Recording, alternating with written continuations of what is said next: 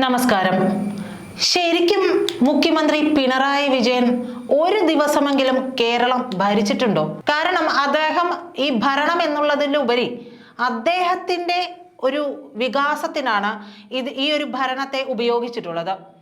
എന്തായാലും ഈ സംശയം ഇപ്പോൾ അണികൾക്കുമൊക്കെ തോന്നി തുടങ്ങിയിട്ടുണ്ട്.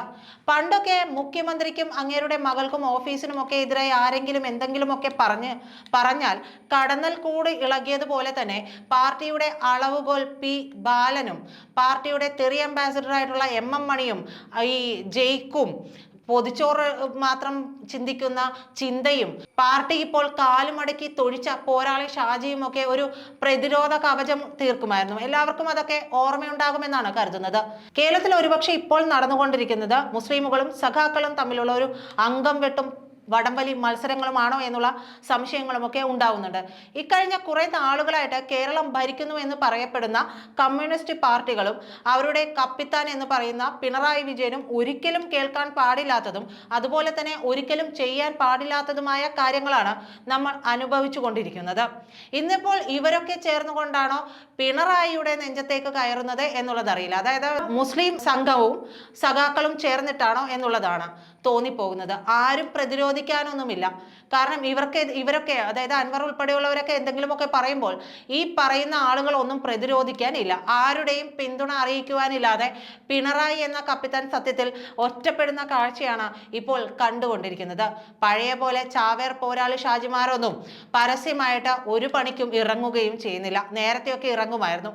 കമ്മ്യൂണിസ്റ്റ് പാർട്ടിയിൽ ആകൃഷ്ടരായി അങ്ങോട്ട് മറുകണ്ഠം ചാടിയവരും പിണറായി വിജയനെ മുസ്ലിം ദൈവദൂതനായി കണക്കാക്കി ജീവന തുല്യം സ്നേഹിച്ചിരുന്ന ജലീൽമാരും അബ്ദുറഹ്മാൻമാരും കാരാട്ട് റസാഖ്മാരും അൻവർമാരും ഒക്കെ ഇപ്പോൾ കേന്ദ്രത്തിൽ കോൺഗ്രസ് അജയ്യമായി തിരിച്ചു വരുമെന്ന തിരിച്ചറിവും വടകരയിൽ കമ്മ്യൂണിസ്റ്റ് പാർട്ടി ടീച്ചറെ കൊണ്ട് പ്രയോഗിച്ച കള്ള കാഫിർ പ്രയോഗവും കാരണം കാരണഭൂതനോടുള്ള അടങ്ങാത്ത സ്നേഹവും ബഹുമാനവും കുറച്ചിരിക്കുകയാണ് എന്നുള്ളതാണ് മനസ്സിലാക്കേണ്ടത്. അങ്ങനെ കുറഞ്ഞതുകൊണ്ടായിരിക്കണം ഒരുപക്ഷെ ഇന്ന് അൻവറിന്റെ പോരുകൾ തുടങ്ങിയിട്ടുള്ളത്. അവർ രണ്ടും കൽപ്പിച്ചു തന്നെയാണ് കളിക്കാൻ ഇറങ്ങിയിട്ടുള്ളത് എന്നാണ് മനസ്സിലാക്കേണ്ടത്. മഞ്ഞളാം കുഴി അലിയെ പോലെ അവരും അവരുടെ മാതൃ പാർട്ടികളിലേക്ക് മടങ്ങിക്കൂടാ എന്നൊന്നുമില്ല.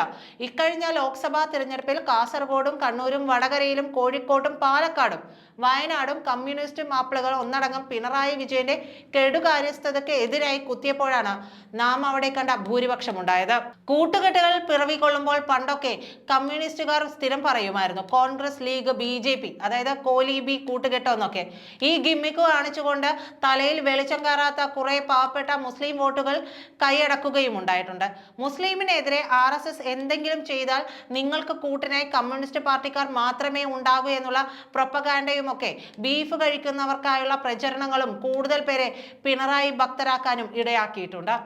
ഇക്കഴിഞ്ഞ തിരഞ്ഞെടുപ്പിൽ പ്രകാശ് ജാവ്ദേക്കറെ കാണുവാൻ ജയരാജൻ പോയപ്പോഴും തൃശൂരിൽ BJPയെ ജയിപ്പിച്ചപ്പോഴും എല്ലാവർക്കും യഥാർത്ഥ കമ്മ്യൂണിസ്റ്റ് കളികൾ ബോധ്യമാവുക കൂടി ചെയ്തിട്ടുണ്ട്. അൻവറിന്റെ പിന്നിൽ ഒരു കൂട്ടം മലബാർ കമ്മ്യൂണിസ്റ്റ് സ്നേഹമുള്ള പാർട്ടിക്കാരും മാപ്പിളകളും സീനിയർ കമ്മ്യൂണിസ്റ്റ് കണ്ണൂർ ലോബിയും ഒക്കെ ചേർന്നപ്പോഴാണ് ADGP ശശി കൂട്ടുകെട്ടുകൾ പൊളിക്കുവാൻ അവർ തീരുമാനിച്ചത് തന്നെ. ഒരു ഭാഗത്ത് മരുമകൻ വാഴ്ചയും മറുഭാഗത്ത് ശശി വാഴ്ചയും കണ്ട് പൊറുതുമുട്ടിയ ബാലൻ ജയരാജൻ പോലുള്ള സീനിയർ നേതാക്കൾക്ക് കോടിയേരി ബാലകൃഷ്ണൻ ഇല്ലാതെ വന്നപ്പോൾ ഉണ്ടായ വിടവുകൾ നികത്താനാകാതെ ഇപ്പോൾ പൊറുതിമുട്ടിയിട്ടുണ്ട്. കാഫിർ പ്രയോഗത്തിലാണ് പാർട്ടി ഏറെ പ്രതിരോധത്തിലായത്. പിന്നെ ഹേമ കമ്മീഷൻ റിപ്പോർട്ടിന്മേൽ പ്രതിക്കൂട്ടിലാകുന്നത് ഒന്നടങ്കം പിണറായി വിജയന്റെ അനുഗ്രഹമുള്ള സിനിമാക്കാരുമാണ്. ആകെ മൊത്തം കമ്മ്യൂണിസ്റ്റ് പാർട്ടി ഒരു രണ്ടാം ഭരണത്തോടെ ഇല്ലാതെയാകുന്ന കാഴ്ചകളാണ് നമ്മളിപ്പോൾ കണ്ടുകൊണ്ടിരിക്കുന്നത്. അൻവർ ചെയ്തത് നന്നായി എന്ന് കരുതുന്നവരാണ് കേരളത്തിൽ 3/4% ആളുകളും. അൻവറിന്റെ കമന്റ് ബോക്സ് പിന്തുണയ്ക്കാൻ മുഴുവൻ തന്നെ അസൽ സഖാക്കളാണെന്ന് മനസ്സിലാവും. നമുക്കതെടുത്ത് നോക്കിക്കഴിഞ്ഞാൽ മനസ്സിലാവും. പക്ഷേ അതേ അൻവർ രാഹുൽ ഗാന്ധിയെയും VD സതീശനെയും കുറിച്ച് അനാവശ്യം പറഞ്ഞതുകൊണ്ടാവാം UDF അനുഭാവികൾ നേരിട്ടൊന്നും അഭിപ്രായങ്ങൾ പറയാതിരിക്കുന്നത്. അഡ്വക്കേറ്റ് ജയശങ്കർ അൻവറിനെ കുറിച്ച് എന്തോ പറഞ്ഞുവെന്ന് കരുതിയിട്ട് അദ്ദേഹത്തിന്റെ മേൽ കക്കൂസ് മാലിന്യം കലിക്കൊഴിക്കുമെന്നുള്ള പ്രസ്താവന കണ്ടപ്പോൾ സത്യത്തിൽ നമുക്ക് അൻവറിനോട് സഹതാപമാണ് തോന്നിയതെന്ന് പറയാതെ വയ്യ. ഒരേ സമയത്ത് എല്ലാവരെയും പിണക്കരുതെന്ന തന്ത്രം അറിയാത്തത് കൊണ്ടായിരിക്കണം ഒരുപക്ഷെ അൻവർ ആവേശം കാണിച്ചത് എന്നും നമ്മൾ മനസ്സിലാക്കേണ്ടിയിരിക്കുന്നു. തനിക്ക് ആരെക്കുറിച്ചും എന്തും പറയാം, മറ്റുള്ളവർക്ക് ഇതൊന്നും പാടില്ല എന്ന തിണ്ണമുടക്ക കേരളത്തിൽ മാത്രം നടക്കില്ല എന്നുള്ളത് സാക്ഷാൽ പിണറായിക്ക് വരെ മനസ്സിലായിട്ടുണ്ട്. പക്ഷെ അൻവറിനത് മനസ്സിലായിട്ടില്ല. കേരളത്തിലെ സഖാക്കൾ RSS നേതൃത്വവുമായി കൂടിക്കാഴ്ചകൾ നടത്തി എന്നുള്ളത് ഒരു ഞെട്ടുന്ന വാർത്തയൊന്നുമല്ല. കഴിഞ്ഞ ലോക്സഭാ തെരഞ്ഞെടുപ്പിൽ BDJS മുഖേനയും അല്ലാതെയും 50ഓളം സീറ്റുകളിലാണ് RSS പച്ചയായി CPM-നെ സഹായിച്ചത് എന്നാരെങ്കിലും പറഞ്ഞാൽ വിശ്വസിക്കാതിരിക്കാൻ പറ്റുമോ?